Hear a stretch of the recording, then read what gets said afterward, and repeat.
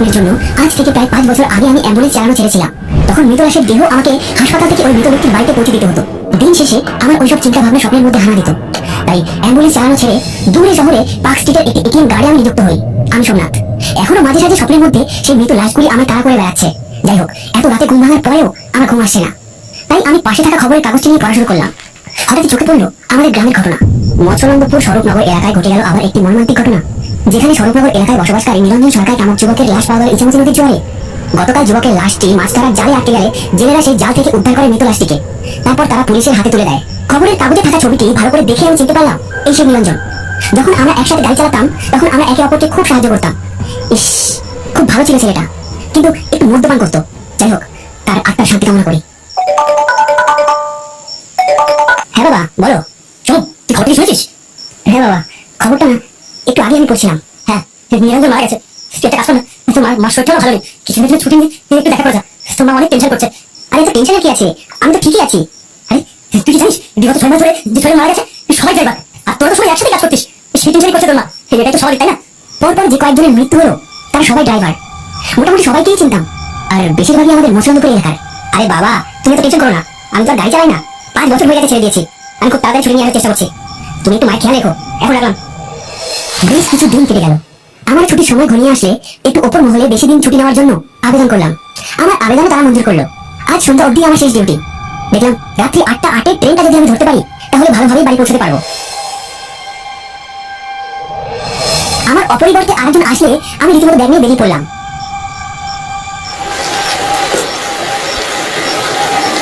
রাস্তায় যেতে যেতে হালকা মাঝারি বৃষ্টি শুরু হয়। রীতিমতো শিয়ালদা স্টেশনে এসেও পৌঁছলাম। তখন ঘড়িতে দেখলাম রাত 8:15 এবং 8টা 8-এর ট্রেনটা আমি মিস করেছি। কিছুক্ষণ পর 9টা 8-এর ট্রেনে উঠে পড়লাম।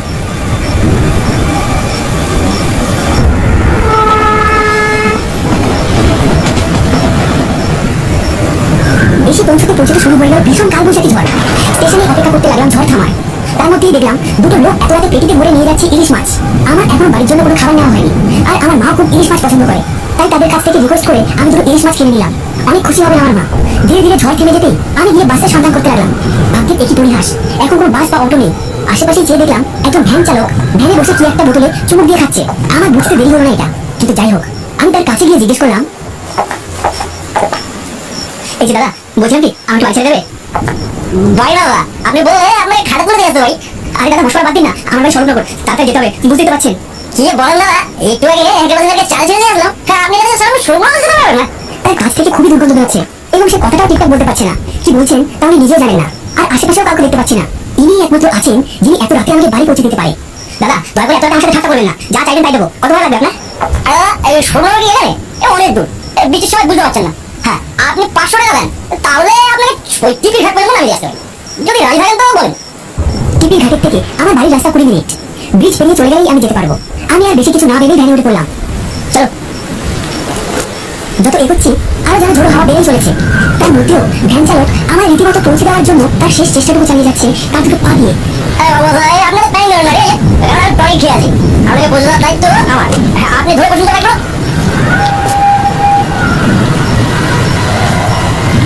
আমরা টিপির ঘাটের কাছে পৌঁছে গেলাম। ক্রমে ক্রমে ঝোড়ো হাওয়া বেড়েই চলেছে। শেষ হওয়ার কোনো নামই নেই। সে আমাকে বললো, 1 মিনিট পর হেঁটে গেলে আপনি টিপির ঘাট ব্রিজ পেরিয়ে যেতে পারবেন। আমাকে এবার ছাড়েন তো, নইলে আমি বাইরে যেতে পারবো না। দেখছেন তো বাবু আমার কি অবস্থা, আমাদের অনেকটা পথ ধুয়ে যেতে হবে। সত্যি অনেক সাহায্য করেছেন, এখন ওনাকেও আমার মানবিকতার দিক থেকে ছেড়ে দেওয়া উচিত। তাকে পুরো টাকাটাই দিয়ে ছেড়ে দিলাম। আমি লাগেজগুলো নিয়ে রীতিমতো ব্রিজের সামনে এসে দেখি ঠিকই এ তো পুরো ব্রিজ ভেঙে পড়ে আছে ঝড়ে। আমি আর কি আজ বাড়ি পৌঁছতে পারবো না? এছাড়া তো কোনো পথও নেই। এদিকে ঝড় বেড়েই চলেছে। আমি পাশে থাকা একটি বন্ধ দোকানে ব্যাগগুলি রেখে ঝড় থামার অপেক্ষা করতে লাগলাম। একটু পরে দেখলাম 4 জন লোক একটি মরাকে কাঁধে নিয়ে ব্রিজের দিকে এগিয়ে আসছে। ওরাও তো ব্রিজ পেরিয়ে কাটাবাগান শ্মশানে নিয়ে যাবে, কিন্তু যেখানে ব্রিজ ভাঙা সেখানে ওরা মরাটিকে কিভাবে শ্মশানে নিয়ে যাবে? তারা দেখলাম ব্রিজের সামনে এসে মরাটাকে রেখে আমার দিকে এগিয়ে আসছে। আমি সেই মরা লাশের দিকে চেয়ে রইলাম। মরাটা বৃষ্টির জলে ভিজছে, খুবই অসহায় লাগছে মরাটিকে দেখতে। মরা হাতির দাম যেমন লাখ টাকা থাকে, মৃত মানুষ শুধু একটা বোঝার মতো পৃথিবীর বুকে। সেটা হয়তো কোনো কিছুর সাথেই তুলনা করা যায় না। তাই হয়তো মানুষগুলিকে মাটির সাথে মিশে দিতে হয় অথবা তুলে যেতে হয়।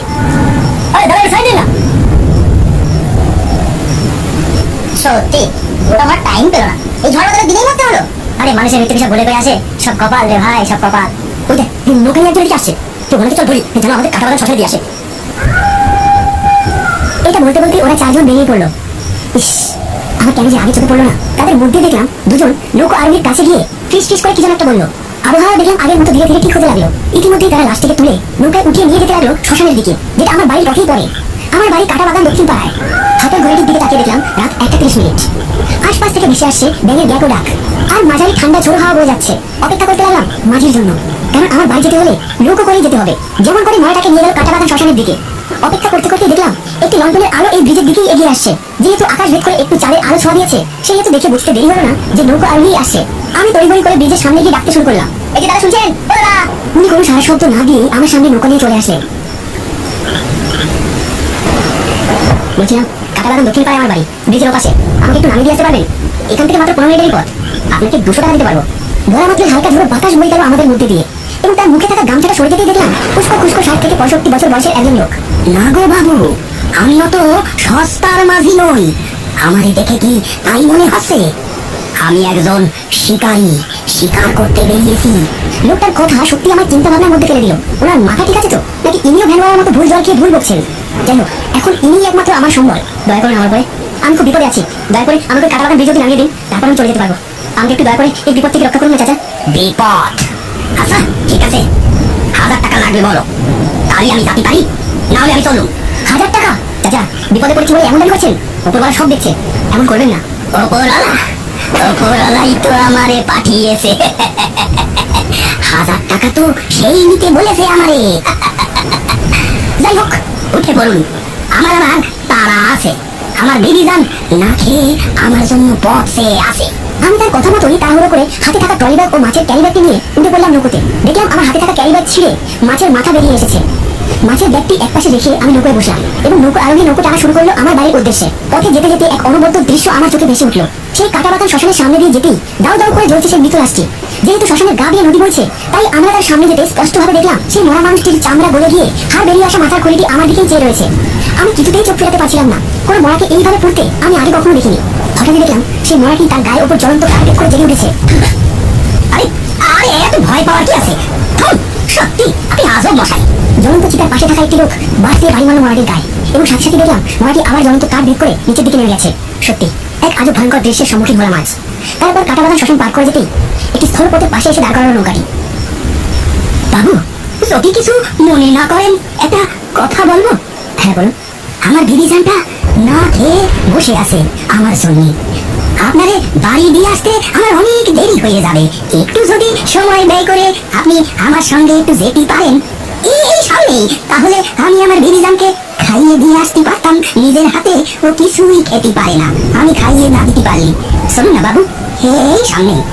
যাই হোক, ইনি আমার অনেক উপকার করেছেন। এত সময় তো ব্যয় হয়ে গেল, আর একটু সময় না হয়ে যাক। আচ্ছা চলুন। লোকটি নৌকার গতিপথকে উল্টো দিকে নিয়ে যেতে লাগলো। বেশি পথ যেতে পারিনি। কিছুক্ষণের মধ্যেই নদীর পাশ থেকে কিছু শেয়াল ডাকাডাকি শুরু করেছে। কিছু শেয়াল নদীর পাশে এসে আমাদের দিকে আক্রমণাত্মকভাবে ডাকছে। বিদেশের মাঝি তাদের দিকে নৌকোটি ধীরে ধীরে নিয়ে যাচ্ছে। এই দাদা, এমন করছেন কেন? ওরা আক্রমণ করতে পারে, নদী বড় হয়। চলুন। আরে দাদা, দেখতে তো পাচ্ছেন ওরা একসাথে অনেকগুলো শেয়াল একত্রিত হচ্ছে। ওরা কিন্তু আমাদের আক্রমণ করতে পারে। একটু ভালো করে চলুন দাদা। আমার কথায় কোনো কান দিল না সে। উল্টে আমাকে ধমক দিয়ে বললো, আরে বাবু, দেখে তো মনে হয় 30 বছর বয়স। 3 বছর বাচ্চা ছেলের মতো আচরণ করছে কেন? সেটা তার পাশ থেকে একটি বড় কোচ হাতে নিয়ে ঘুরিয়ে আক্রমণাত্মক শিয়ালের দিক ছুঁড়ে মারলো। কোচটি গিয়ে শিয়ালটির বুকের পাঁজরে কেটে গেল, এবং পাশে থাকা শিয়ালের পায়রা সেটি দেখে ভয়ে বাগানের মধ্যে ঢুকে গেল। লোকটি নৌকা থেকে ঝাঁপিয়ে পড়ে এগিয়ে গেল আহত শিয়ালের দিকে। তারপর শিয়ালের পাঁজরে বেঁধে থাকা কোচটি আরো জোরে চাপ দিয়ে দিয়ে এপার ওপার ছটফট করতে করতে শিয়ালটি মৃতপ্রায় অবস্থায় পড়ে রয়েছে। লোকটি কোচটি বার করে দূরে থাকা শিয়ালগুলির দিকে দৌড়ে গেল। পুরো ঘটনাটি আমার চোখের সামনে ঘটছে। ঘটনাটি আমার স্বপ্নে দেখা সবথেকে ভয়ঙ্কর ঘটনাগুলির থেকেও ভয়ঙ্কর লাগছে, কিন্তু এটা যে কোনো স্বপ্ন নয়, বাস্তব রূপে রূপান্তরিত হয়েছে, এবং সেটা আমার চোখের সামনে বিদ্যমান। লোকটি আবার এসে মৃতপ্রায় শিয়ালটিকে বারবার কোচকে আক্রমণ করে যাচ্ছে। লোকটির বুকের দিকে তাকিয়ে দেখলাম কোন প্রতিশোধের আগুন ফুটে উঠেছে তার চোখের মুখে। ওটা তো সামান্য একটা জীব মাত্র, ওদের সাথে আবার কিসের প্রতিশোধ? ধীরে ধীরে শিয়ালটি নড়াচড়া বন্ধ করে দিয়েছে। তারপর শিয়ালটির দু ঠ্যাং ধরে নৌকার দিকে ছুঁড়ে মারল লোকটি। লোকটি নৌকায় উঠে পড়ার পর আমি তাকে জিজ্ঞেস করলাম, কি দাদা, আপনি মারলেন কেন? আর নৌকা উঠলেন কেন? বাবু, আমি না মারলে ওরা যে আমাদের মেরে ফেলতো। আর আমি তো আগেই বলেছি আমি একজন শিকারী। সে তো ঠিকই আছে, কিন্তু আপনি নৌকায় তুলেন কেন? এদের মাংস খাবো বলে। এদের না খেলে এরা যে আমাদের খেয়ে ফেলতো। শিয়ালের মাংস অনেক মূল্যবান জিনিস, অনেক সুস্বাদু, অনেক দামি জিনিসও আমাদের কাছে। বাবু, আমরা গরিব মানুষ, আমাদের অত টাকা নেই যে দোকানে গিয়ে মাংস কিনে খাবো। আর এগুলো তো বাজারে বিক্রিও হয় না, এভাবেই মেরে খেতে হয়। না হলে না হলে এরা অন্য কাউকে খেয়ে নেবে। আমি আমি আরো ভালো কাজ করছি বলতে পারি না। শত্রুদের মাংস যে কত সুস্বাদু সে বলে বোঝানো যাবে না আপনারে। হ্যাঁ, আমার তো তাই মনে হচ্ছিল, কিন্তু কিসের শত্রুতা আপনার? ওই নিরীহ জীবগুলোর সাথে এই কথাটি বলা মাত্রই একটি রক্তাক্ত মাংস মাখা করছি আক্রমণাত্মক ভাবে আমার বুকের পাজরে রেখে দিল। আমারে দেখে কি আপনার নিরীহ বলে মনে হয়েছিল? যখন কোনো কিছু আপনারে আঘাত না করবে ততক্ষণ পর্যন্ত আপনি বুঝতে পারবেন না সে নিরীহ কিনা।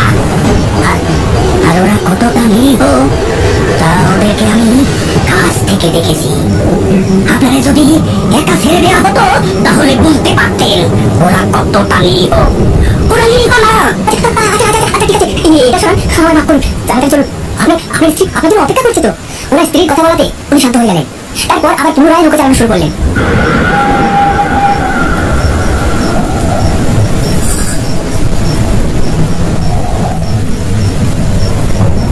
ধীরে ধীরে কিছুক্ষণের মধ্যেই নৌকাটি এসে থামলো নদীর এক প্রান্তে। বাবু, এই আমার ঘর। বাবু, একটা কথা বলবো? আপনার ওই ব্যাগে দেখেছি ইলিশ মাছের মাথা আছে। আমার বউ খুব ইলিশ মাছ পছন্দ করে। কতদিন যে আমার বউকে ইলিশ মাছ খাওয়াতে পারিনি।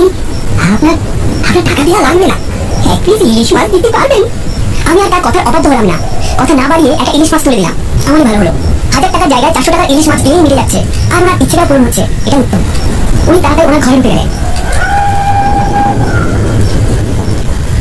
অনেকক্ষণ ধরে অপেক্ষা করলাম, তারপর খোঁজ নেই।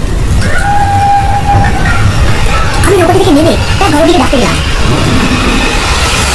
ঘরটা স্বাভাবিক কেমন যেন একটা। এরকম বাড়ি করে যে কিভাবে এরা বসবাস করে সত্যি অনেক দুঃখজনক। চারিদিকে তাঁবু দিয়ে ঘেরা ঘরটি। আমি ধীরে ধীরে তাঁবুটি সরালাম। ঠিকই কলম শাড়ি এবং কঙ্কালের মাথার খুলির উপর একটি ঘুমটা দেওয়া আছে, ঠিক যেন আমার বউ শুয়ে আছে। লোকটি কঙ্কালটির মুখের মধ্যে একটি মাছ দিয়ে দিল। আপনি কাকে খাওয়াচ্ছেন এভাবে? এভাবে কেউ খেতে পারে? এ তো একজন মরা কঙ্কালে মরে গেছে। কে বলেছে মা? ও মা নয়, আমার বউ।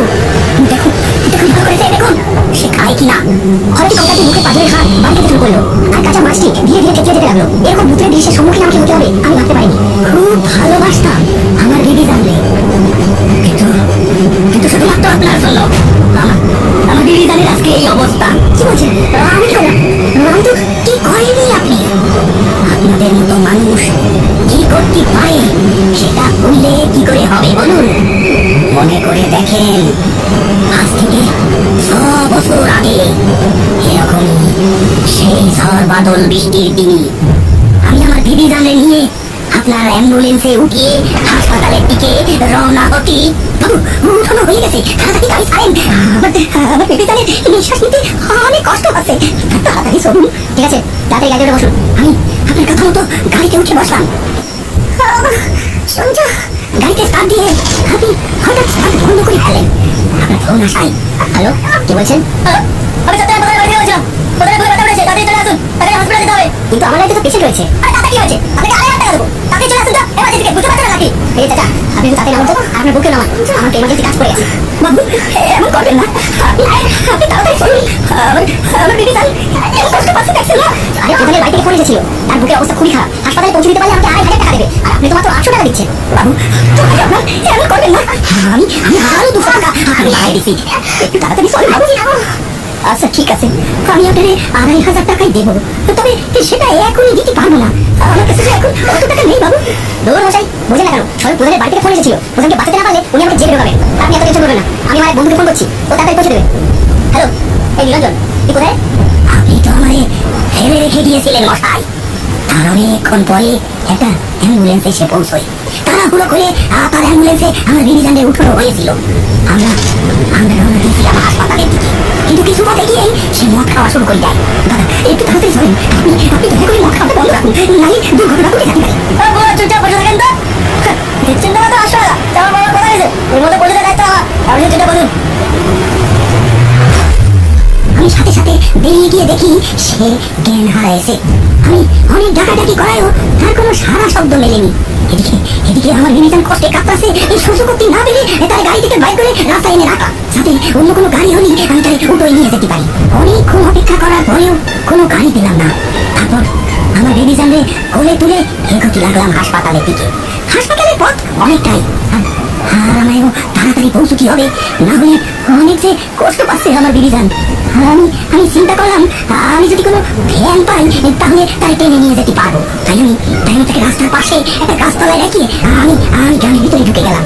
কারো যদি একটা ভ্যান পেতাম তাকে যে করে হোক আমি ডেকে নিয়ে আসবো এই আশা করে আমি গ্রামের ভিতরে একটা বাড়িতে গেলাম। দাদা একটু শুনছেন, আমার একটু সাহায্য করবেন? দাদা শুনছেন, আমার একটু সাহায্য করবেন? কোনো সারা শব্দ না পেয়ে আমি হঠাৎ দেখলাম ওই বাড়ির উঠোনে একখানা ভ্যান দাঁড় করানো আছে। আমি আর কিছু চিন্তা না করে আমি কোনো রকমে ভ্যানটা নিয়ে টান মারলাম। হঠাৎ বাড়ির মালিক পেছন থেকে আমার চোর চোর বলে চিৎকার করে লোকজন বললো, আমার কি অবাধা কপাল, আমার কোনো কথা তারা শুনলো না, বিশ্বাসও করলো না, কাছে বেঁধে আমার মারতে শুরু করলো। তাদের কাছে আমার অসহায়ত্বের কোনো দাবি রইল না। অনেকক্ষণ পর তারা আমায় ছাড়িয়ে দিল। আমি আহত অবস্থায় অনেক কষ্টে আমার নিজের কাছে এসে পৌঁছলাম। এখানে এসে দেখলাম সেখানে তুমি জানলে রেখে দিয়ে গেছিলাম, সেখানে নেই, আছে শুধু কোখানে কথা। আমি চারিদিকে তন্ন তন্ন করে ঘুরতে শুরু করলাম। দেখলাম একটা মস্ত জঙ্গলে পড়ে গেছে। আরে আল্লাহ, কি অবস্থায় আমার বেবি জানলে আমি দেখলাম কতগুলো শিয়াল ওটে টুকরো করে খাচ্ছে। নিজের ভালোবাসার মানুষটাই এভাবে ধীরে খাচ্ছে দেখে আমি আর সহ্য করতে পারলাম না। আমি না খাই পড়লাম একটা লিক নিয়ে। তারপর তিনখানা শিয়ালে একসঙ্গে মেরে ফেললাম। তারা যেভাবে আমার বেবি জানলে খেয়ে ফেলেছিল, তারপর থেকে প্রতিশোধের আগুনে আমিও শিয়াল দেখলেই তারে খেয়ে ফেলি। আর প্রতিজ্ঞা নিলাম শিয়ালের জাতে আমি শেষ করে ছাড়বো। আমার বেবি জানলে ওই অবস্থায় আর বাঁচানোর কোনো উপায় হলো না। শুধুমাত্র তার রক্তাক্ত দেহ ওই অবস্থায় আমি নিয়ে চলে আসলাম গ্রামের নদীর ধারে। আমার বেবি জানলে তো বিয়ের আগে সময় দিতে পারিনি, সারাদিন মাছ শিকার করে বেড়াতাম। সে তো আমার দিকে ছেড়ে থাকতো। আমার মনে হয় এখনো আমার বাড়ি সেই আছে, এখনো আমার সাথে লেগেছে। আমার মৃত্যু পর্যন্ত সে আমার সাথেই থাকবে। আর আমিও তাকে কোনো সময় কাজ ছাড়া করতে চাইনি। আপনি যদি সেদিন ২৫০০ টাকার জন্য আমাদের ছেড়ে না যেতেন তাহলে আমার বেবি জান আজকে বেঁচে থাকতো। তারাও মানুষ, শুধু টাকা আর স্থানের তফাৎ। আর যারা ভেদাভেদ করবে তাদের আমি শেষ করবো। শুনিনি, ধীরে ৬ মাসে ৬ জনকে শেষ করেছি। এইবার আমি কোনো কিছু না ভেবে দৌড়ে থাকে বললাম নৌকোর উপরে। নৌকোর বইটাকে নিয়ে শুরু করলাম চালানো। আমি নৌকো নিয়ে জোরে চালানো শুরু করলে সেই নৌকো ঝকমালে নদীর জলে। এদিকে আবহাওয়া বদলাতে শুরু করেছে, হঠাৎ ঝড় খাওয়া শুরু হয়েছে। আমি আমার বাড়ির পথের দিকে এগিয়ে যেতে লাগলাম নৌকোটি নিয়ে। লোকটি ঝড় ঝাপটা উপেক্ষা করে জলের মধ্যে সাথে আমার দিকে আক্রমণাত্মক ভাবে ছুটে আসছে। আজকে সে আমাকে মেরেই ফেলবে। আমার মনে পড়ে গেল একটু আগে উনি শিয়ালকে কিভাবে মেরেছিলেন। উনি যদি আমাকে হাতে পান তাহলে আমার মতো আজ অনিবার্য। আরো জোরে নৌকার দাঁড় ঘোরাতে লাগলাম। কিছুক্ষণের মধ্যেই আমি ওনার থেকে অনেকটা দূরে চলে এসেছি। ওনাকে দেখে মনে হচ্ছে উনি সাঁতার কাটতে অনেকটাই ক্লান্ত হয়ে পড়েছেন। নদীর মাঝ বরাবর উনি যেভাবে ক্লান্ত হয়ে সাঁতার কেটে আসছেন, উনি যদি সাঁতার কাটা থামিয়ে দেন তাহলে উনি ডুবে মারা যাবেন। আমার মনে নিজেকে বাঁচানোর চেষ্টা ছাড়াও ওনাকে বাঁচানোর চেষ্টার কথা মনে এসে ছোঁয়া দিয়েছে। আমার জন্যই হয়তো অন্যরা বোধ হারিয়েছেন। সত্যি সেদিন যদি বুঝতাম আমার দ্বারা এত বড় ভুল হয়ে যাবে তাহলে এই ভুল আমি কোনোদিনই করতাম না। যাই হোক, আজ আমি পাপের ভাগিদার, উনি আমার বিচারক। আমি চাই না আমাকে এভাবে মরতে দিতে। তাই আমি নৌকা ঘুরিয়ে তার দিকে নিয়ে যেতে লাগলাম। রীতিমতো তার কাছে এসে বলছিলাম এবং তার হাত দিয়ে টেনে উঠলাম নৌকার উপর। তার অবস্থা খুবই খারাপ এবং তার সেই অবস্থাতেও তার ২ হাত দিয়ে আমার গলা টিপে ধরল। আমি নিজেকে বাঁচানোর চেষ্টা করলাম না, কারণ আমি চাই যে সে তার প্রতিশোধের চেষ্টা নিক। ধীরে সে আমার গলা থেকে হাতটা সরিয়ে নিয়ে অজ্ঞান হয়ে গেল। ভালো করে দেখলাম তার দেহে এখনো প্রাণ আছে। আমি নৌকাটি ঘুরিয়ে নিয়ে চললাম আমার এলাকার কাটাবাগান দক্ষিণ পাড়ার গ্রামীণ হাসপাতালের দিকে। রীতিমতো তাকে অনেক কষ্টে হাসপাতালে নিয়ে আসলাম। ভোর থেকে সকাল হয়ে গেল। হাসপাতালের বাইরে একটি গাছের নিচে ঘুমিয়ে পড়েছিলাম। হাসপাতালের একটি আয়া মাসি এসে আমায় জাগিয়ে দিল।